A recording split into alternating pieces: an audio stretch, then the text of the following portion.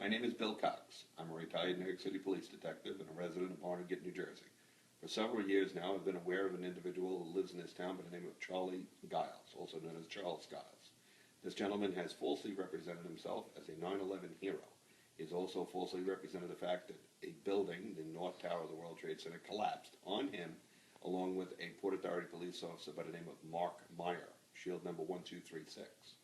Shortly after this, you're going to see several videos with Charlie saying in his own words what happened to him on that day. After that, you'll see an interview I conducted on this day, June the 28th, 2013, with retired Port Authority police officer Mark Meyer, telling his side of the story and also confirming the fact that the stories given by Charlie Giles prior to that were indeed fabricated.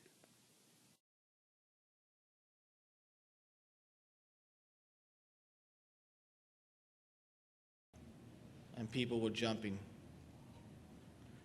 Horrible sight to see. I can honestly say that that was the worst day of my career.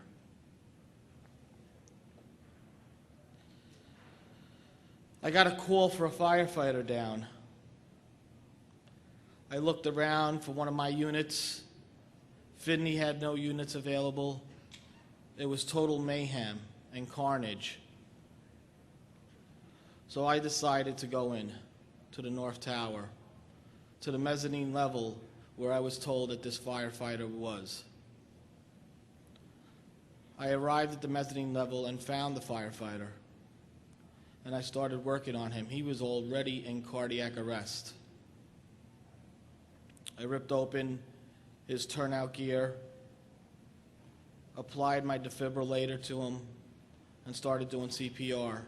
And tried to save his life when the unthinkable happened.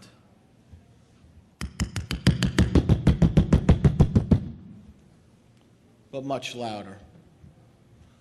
Sort of like that piece that Bobby McIlvaine dropped on the floor. Multiply that by 50.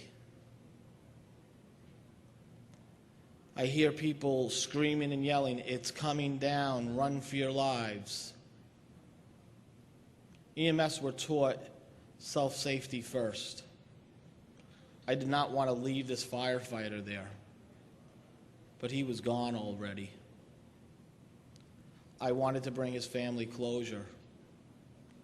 I ripped off his name tag and began running down the escalator as I was on the mezzanine level. I was injured. I couldn't make it to the exit. I reached into my right pocket, pulled out my rosary beads, and said, "God, I'm coming home." Somebody yelled, "Hey, Citywide, come on, it's coming down." You see, we had the names of our company on our backs. I said, "I'm injured, I can't." This gentleman, this hero, this guardian angel that I knew as, at that point, 1236, grabbed me and tried to get me to the exit, get us to the exit. But we were unsuccessful. We made it down the escalator, but we couldn't make it to the door. The building collapsed on top of us. We were covered in rubble. His radio, I had lost my radio, which was recovered 4 days later, and I'll tell you a little bit about that in a minute.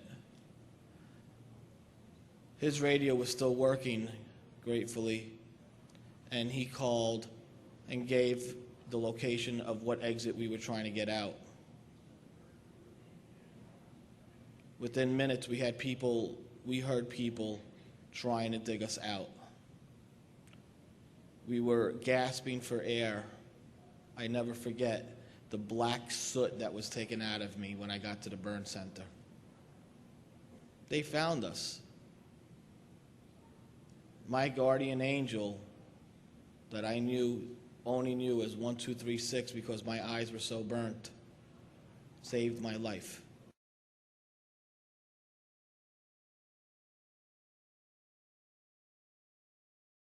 So I began running. I was injured on my right ankle, and I hear a voice yelling, "Hey, Citywide, come on, it's collapsing."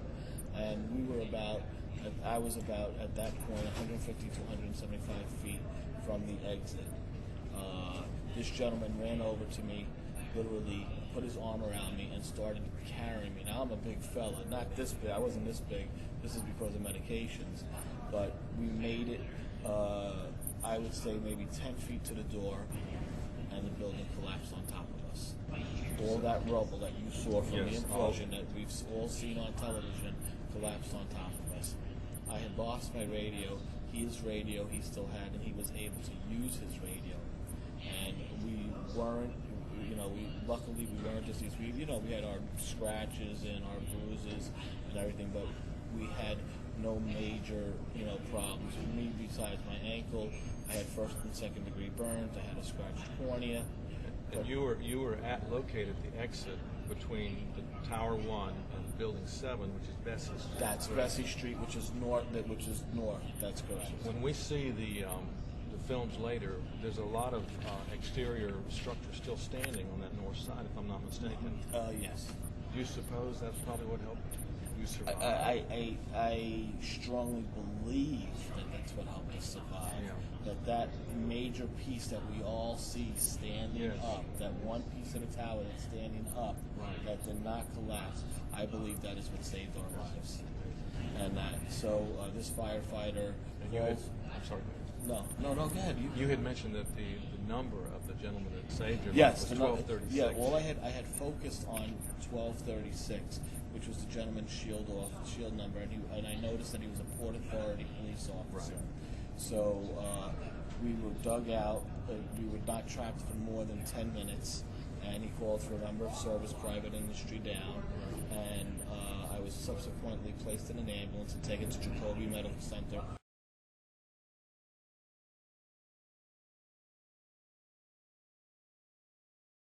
So you remember that everybody was buying United We Stand stuff, the whole patriotism thing. All the stores had United We Stand stuff.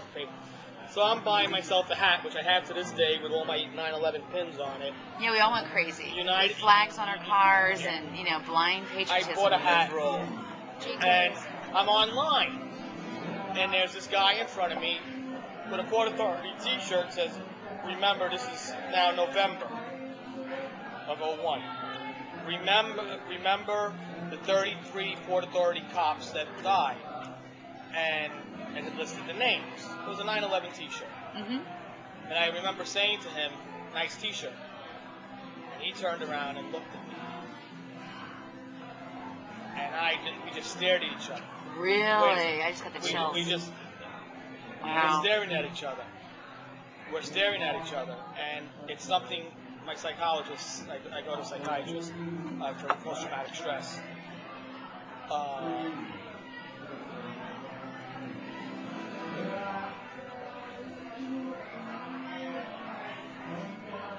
I came face to face. It was something I had blacked out.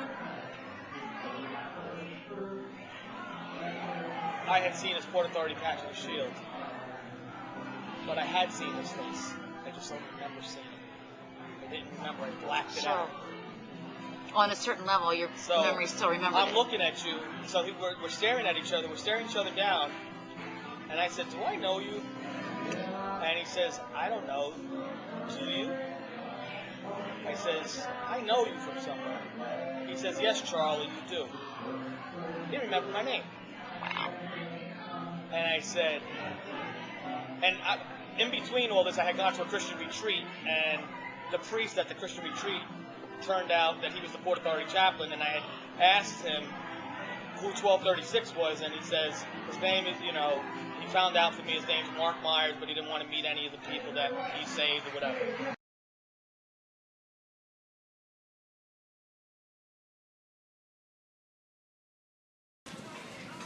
Good? Okay, how you doing? My name is Bill Cox. I am a retired New York City police detective. All right, today's date is June the 28th, 2013. I am in Belmont, New Jersey. All right, at this time, I am interviewing an individual known to me as Mark Meyer. All right, shield number 1236, retired Port Authority police officer.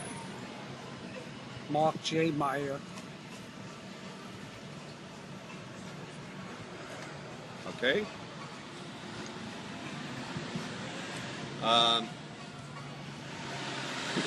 Basically what I'm doing is I'm conducting the interview of this male, vital information regarding the actions of one Charles Giles on September the 11th of 2001.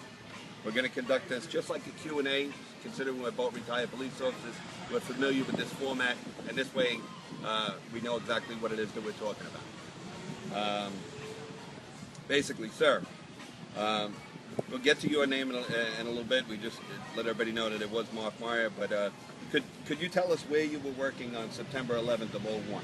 Yes, I was stationed at my command, which was the George Washington Bridge, Fort Lee, New Jersey. And when the first plane struck the Trade Center, they dispatched 6 of us down there. Okay. So were you present that day when the South Tower of the World Trade Center fell? Yes. Okay. And upon the fall of the South Tower, did you sustain any injuries? Yes. Okay. Could you just briefly tell us what that injury was? Well, as I was diving into an ambulance, during the day, I tore up a piece of my ear and I banged my left shoulder. Okay. And were you brought to a local hospital, treated by EMS, or No. No, nothing at that time. No, I kept working the entire day. Okay. Let this truck go by. All right. Did you at any time that day enter the North Tower of the World Trade Center? No, I did not. Were you present when the North Tower of the World Trade Center collapsed on 9/11? Yes, I was. All right. Do you ever recall saving the life of any person either in the North or South Tower that day? No, I don't.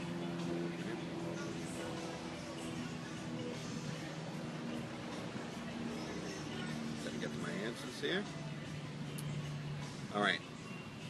Now, you've watched the video that I supplied or told you about in regards to YouTube involving Mr. Giles, have you not? Yes, I have. Okay. And I bring your attention to the male speaking on these videos. Do you know, have you ever met this person in person? No. No. Do you ever recall having any contact with this male at any time before, during, or after September 11th of '01? No, never met the person. Okay. Would it be safe to say that you did not save this male's life on 9/11, nor did you ever have an encounter with this male at a later date? I never met this individual, never saved his life, and I've never met him in my entire life. All right, so you've never met or spoken to Mr. Giles. All right, now let me ask you, all right, who was your employer on 9/11 of '01? The Port Authority of New York and New Jersey. Okay. And what were you employed as on 9/11? A police officer. Okay. And what is your shield number? My shield number is 1236. So that would be shield number 1236. Correct. Okay. And you had that shield on display that day on 9/11? Yes, with our name tags. Okay. Now, let me just ask you, sir, to the best of your knowledge, are you the only Port Authority officer who is named Mark Meyer, all right, who was working on 9/11 of '01? Yes. Okay. I mean, you worked for a smaller police department, you'd be aware of that fact. There's no other officer who had either the same name or a similar name to yours that you know of. No. All right. And okay, that was that part of it. It says, are you still employed by the Port Authority? No, I retired July 30th of 2003. Okay. And you're not receiving any type of compensation fund from the World Trade Center survivors or anything to that effect? No, I am not. Okay. All right. Did you ever receive any awards, commendations, press bars, or anything else for any life-saving actions taken by you on 9/11 of '01? Yes, actually, Bergen County gave the 6 of us one posthumous because Bruce Reynolds died that day, but Bergen County gave us the Medal of Honor for being there and assisting, getting people up the street, just doing assorted duties on that day. That was in Bergen County. That was Bergen County, yes. Okay. Do you remember when that was? It was the same year, I believe it was December of 2001. I don't recall the exact date. Were you in uniform when you got the award? Yes, at the Bergen County Science Academy in Hackensack. That's where the presentation was. Okay, that sounds great. All right, so Wolfson Meyer, in your opinion, do you believe any of the statements made by Mr. Giles pertaining to the mention of your name and the events of 9/11 of 01? I resent the fact that he's mentioning my name and identifying myself. It's a complete fabrication. I never met the person, and I will do everything I can to convey this truth that it's a total fabrication. I've never met that person in my life. So then I can gather by that if in the future we need to get together again and another agency or whatever were to contact me or you, you'd be willing to help in order to get the truth out on this. Absolutely, I will. Not to sound too dramatic, but in honor and memory of everybody that was hurt and killed on that tragic day, contact me anytime. I will give you any information you need and let the truth come out. Okay. I think we basically got everything we need on that particular one. All right, and Mark, I appreciate all your help, all your effort. Mr. All right? Cox, my pleasure. It was nice to finally meet you. Nice to meet you too. Thank you very much.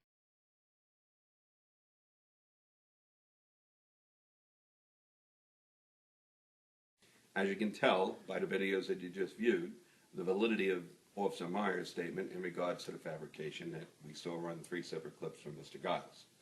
This just basically goes to prove that you really never can tell. And in the words of Ronald Reagan, trust but verify. Yeah.